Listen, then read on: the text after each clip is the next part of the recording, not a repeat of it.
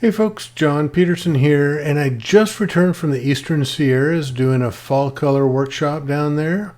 We had great conditions. This is such a beautiful area to visit, especially during the fall. You know, towering granite mountains, lots of aspens, cottonwoods, creeks, lakes, you know, you name it. This is a landscape photographer's dream, and I've been going there for 15 years now, leading workshops down there, and it is just a wonderful place to be. But, now that I just got back, I'm starting to go through some of my images, and I thought this would be a perfect time for an episode of Which One Works. Now, yes, I'm a professional, but that doesn't mean that every picture I take is great. So when I come home, I take a look at my images and look at some of the different compositions that I took along the trip.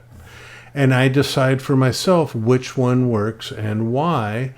And then I go ahead and process those up and either put them in my portfolio, put them out to social media, whatever it may be. But, my process of evaluating which one works might be beneficial for you. So let's dive into a few of my images from the Eastern Sierras and take a look at which one works. All right, let's dive in. I've got 5 or 6 sets of images to take a look at with you today, and we'll kind of explore why an image works better than another. Now, one of the things about going to these majestic landscapes is you want to capture everything about the landscape. You want to capture the towering mountains, the lakes, the trees, everything about this. And oftentimes that leads us to possibly including too much into our photograph. Now, the last morning of the workshop, we were at this beautiful lake called Silver Lake, up along the June Lake Loop, just south of Lee Vining. And you can see I've got a beautiful lake, I've got colorful trees, I've got these granite mountains behind it. But look at that sky. That sky is death, in my opinion. It just doesn't work. It detracts from the overall image. And in a shot like this, it's a pretty image, it's a great postcard, but for a fine art photographer or somebody who's aspiring to create a more connective, more powerful photograph, sometimes postcards just don't work. So this is the first image that I look at and I go, you know what? It's pretty, but it doesn't work. How could I take this image differently to create a more connective, more inspiring photograph? And one of the first ways to do that is to ask yourself, what's the subject? Is the subject the mountains, the sky, the tree, or the lake? And for me, the subject is the trees. That's why we're in this area this time of year, is to photograph the trees. So how about I reframe the photograph to look like that? Now it's about the trees and the reflections of the color in the water. Let me just say, folks, I haven't really processed these images, really developed them color and tone-wise. So let's just look at the composition, not the processes involved with this. So again, it's going back from this sort of postcard, great mountains, I love it, but that sky, it's the brightest part of the image. And we tend to look at the brightest part of an image. And so people will be looking up at the sky when I want them to be looking at the trees. So how do I redirect attention? Get rid of the brightest part of the image and really narrow down, simplify the photograph and make it really obvious what is the subject and why I'm taking the photograph. And it's these trees and the reflection in the water. So this is the one that works for me in this particular location. Another morning we were at Mono Lake, just south of Lee Vining again for sunrise. And I turned around at one point and there was this great color in the sky over the mountains to the west. There was just some high level clouds that as the sun started to get close to the horizon, they lit up and it was wonderful. And so I directed everybody, turn around, look at this. Hey, isn't that great? And so we all started taking photographs. And this is one of my favorite locations to take this kind of photograph. I like how the the rise of the tufa sort of mirrors the rise of the mountains behind it.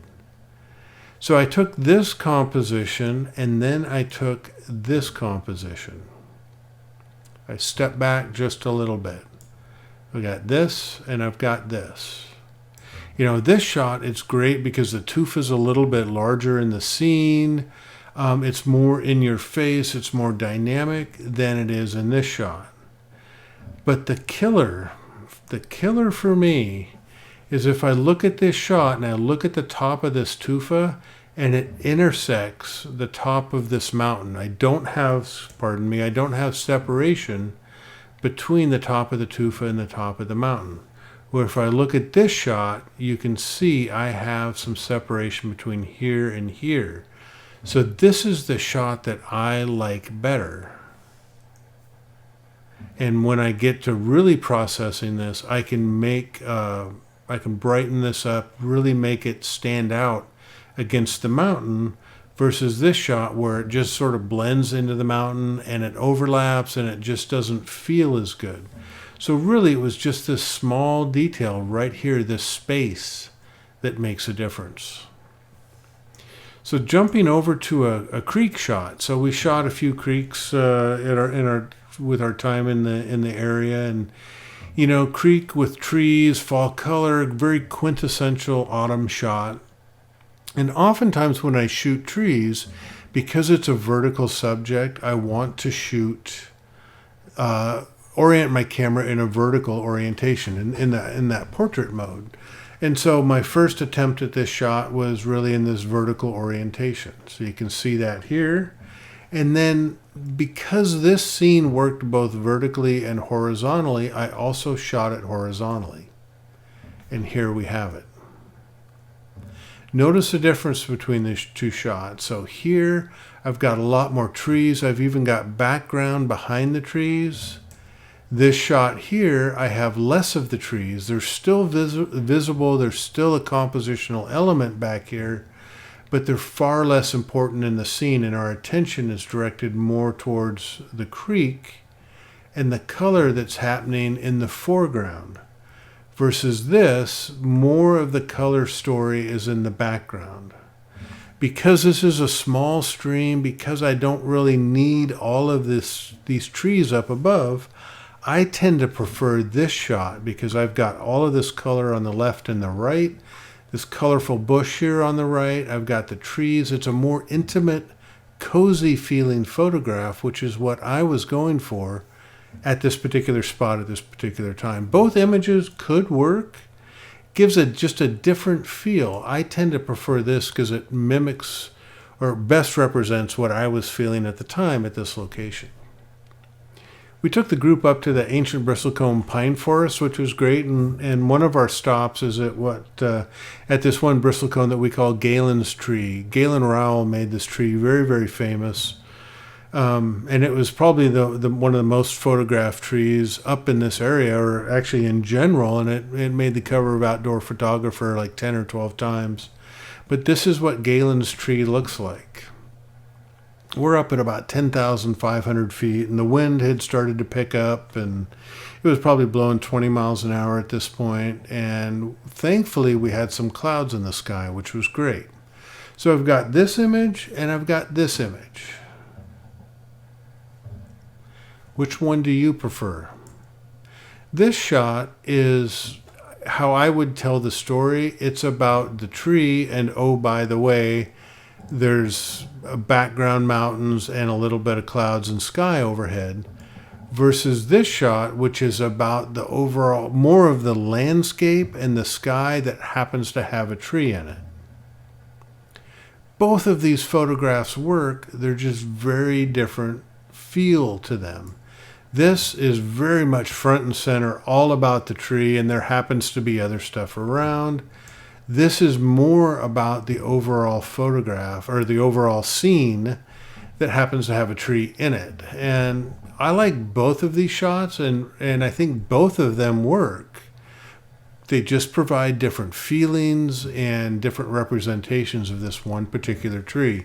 So the story here is that when you're on location photographing something like this, shoot it multiple different ways because both of them can work. Here's a tree that happens to have a scenery.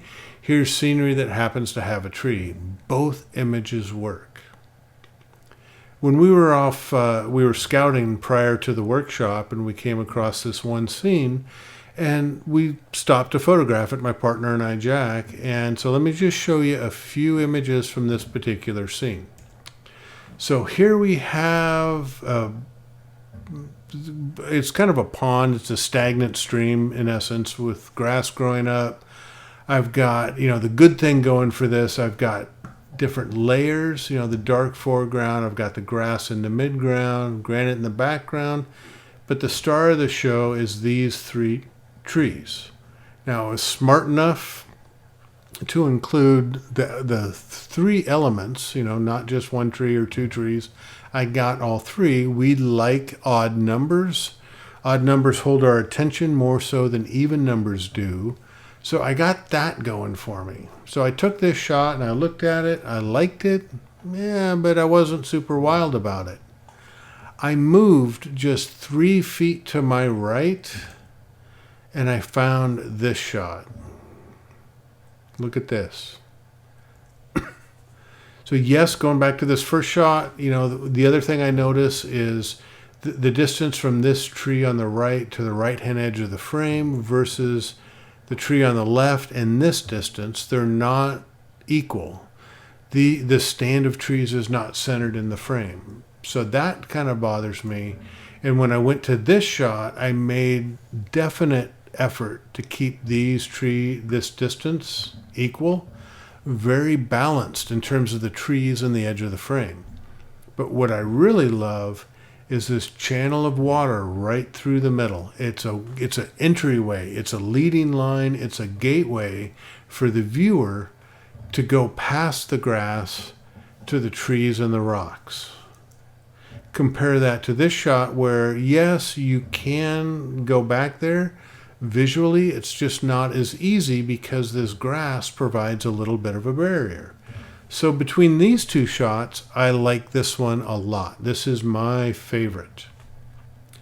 Now, like I did earlier with the stream shot, shooting both horizontally and vertically, I also took a stab at doing this vertically because the trees are vertical subjects. So here I'm still using this leading line, and I've got this great reflection of the one tree, a single solitary tree. This is okay. I don't think it feels quite as good as this. This feels more balanced, more symmetrical, more harmonious. This feels a little bit lonely, a little bit abrupt, not quite the balance that I had in the horizontal shot. I took another vertical composition of the three trees, trying to bring back that balance. And this is what I got. So I still have this leading line. I've got great reflections. Nice spacing between the trees and the edge of the frame. So between the vertical ones, 1 and 3, I like the 3 a little bit better. What I don't particularly care for, pardon me there, is how much of the trees up above I have. And I had to get this much space, or this much of the top of the trees, because I needed my lens wide enough to get all 3 of these in. So I ended up with a lot of extra room on top and on the bottom, which I don't particularly care for. This is a little bit more intimate, which I kind of like the intimacy of this shot versus this, but this is more balanced. So out of all 4 of these, there's the horizontal, there's the better horizontal, there's the vertical, there's the other vertical. Out of all of these, I tend to like this one the best. It is intimate, it's balanced, there's great visual entry into the back of the scene, great color, great tone. This is the one that works for me. All right, well, there you go. I hope you enjoyed this episode of Which One Works from the Eastern Sierras. There's quite a few little tips within this episode. Don't boil the ocean. Think about what mood you're setting, We like odd numbers, all that kind of good stuff. So rewatch it if you need to, but hopefully you just enjoyed it. So thanks for watching. Stay tuned for more videos. If you have any questions, comments on this video or any others, please feel free to leave a comment down below. And if you like what you saw, please feel free to subscribe down below. Other than that, have a great day. Stay shooting and stay happy. All right, bye-bye.